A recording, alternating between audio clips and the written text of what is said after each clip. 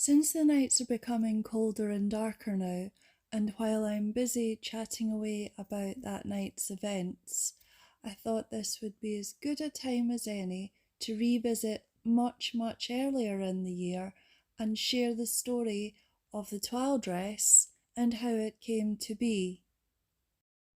The footage shown in this video is a long while before the back injury and was the dress's last outing. I'd go as far as saying that this is probably my favourite dress, of which I have quite a lot, because so much work has gone into it. It's the first and probably last dress that I'll make.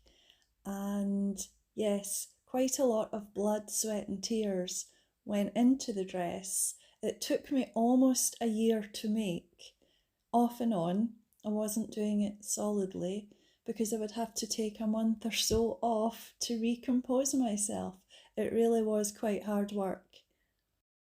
I was inspired to make the dress after seeing a vintage Christian Dior dress in another video on another channel. That channel was the Chateau Diaries. You may or may not know that channel. It's extremely popular now, but at the time it was just growing. I had already been watching that channel for a good 9 months, from its inception in fact, and had followed it all the way along. Then in June 2020, in lockdown, I saw a video done by Stephanie Jarvis on Toile de JOUY. I'll leave a link in the description so you can follow that same video that inspired me to make my own toile dress. My toile dress isn't an exact copy of Stephanie Jarvis's original vintage Christian Dior dress. I've modified it slightly to suit myself, and I made the straps changeable so I could wear it as a halter neck or with normal straps, just for a change. Certain modifications like that I had done. I'm also not a dressmaker, so it's not perfect, but I did make it to my specification. And after a lot of back and forth of making mistakes and fixing them, that went on for months until eventually I got the dress the way that I wanted it. So I'm quite happy with it now.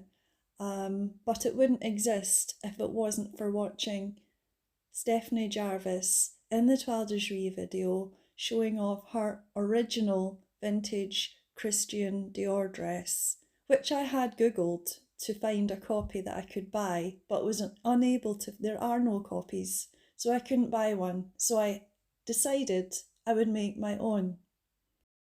Let's join in the chat and look at the dress. If you haven't seen the video already of, I think it's called Let's Get Cozy, and it is me ironing a toile dress. Well, yes, I did in fact wear, if you go and watch that video, I talk about possibly wearing that dress to the festival upcoming. Well, that was the festival that I was at tonight, and yes, I did wear the dress, and it performed very well also. So let's see, can I show you the dress? Apologies in advance for the shady angles and lighting. It was the end of a very long but extremely fun night. Et voilà!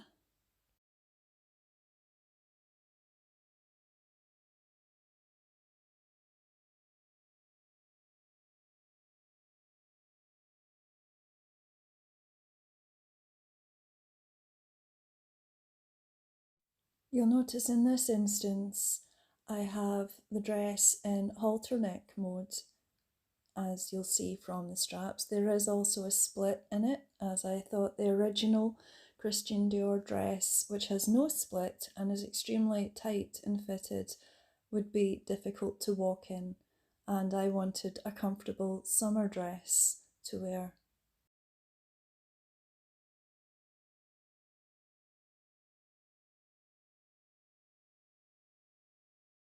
My toile dress has the same cowl neck as the original Christian Dior dress, but is in a different toile pattern.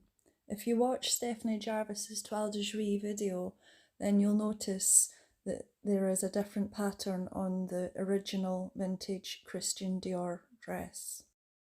I may remake this video, but as I have no music licenses right now, I thought this would do in the interim. It at least fills a space. Moving back. There we are. Yeah, so it was a great night and I'm very glad I went. So, I much missed that environment. Anyway, so, yeah, still getting used to making videos. I'll practice.